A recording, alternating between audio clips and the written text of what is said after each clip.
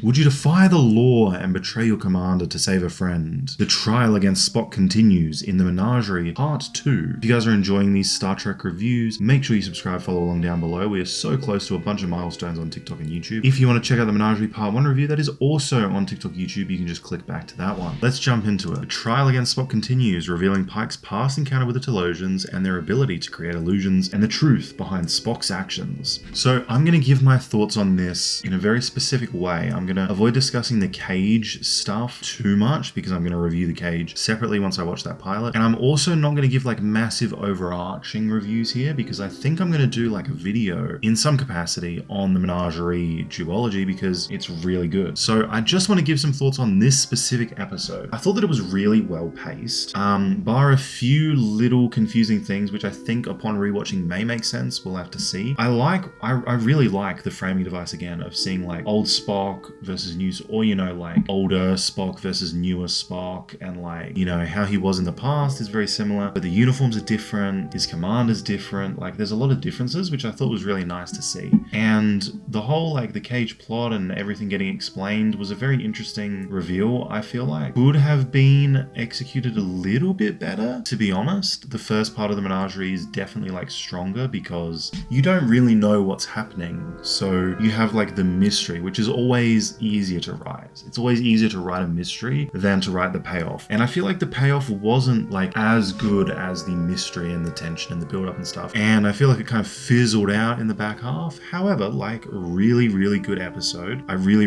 liked it, and I'm looking forward to like getting into more stuff like this and also doing like more discussion of the whole thing. Pike's story, we got like the full arc of him, but I'm led to believe that he appears in other things because I've heard of Pike before, so I assume that we're going to see him again, but I don't know, don't spoil me. And I think Spock had like a really weird gamble, but at the end of the day, the biggest note that I want to give here is that regardless of any issues that I had with this, knowing that it is like a budget saving thing where the studio was like, you have to save money, you have to make 2 episodes that are like cheaper than the rest. Knowing that, it could have been the worst 2 episodes of the whole series, but they actually made it be like 2 of the better episodes of the whole series, which I think is just like, give them some claps. It's very commendable. I think they did a really good job with what they had.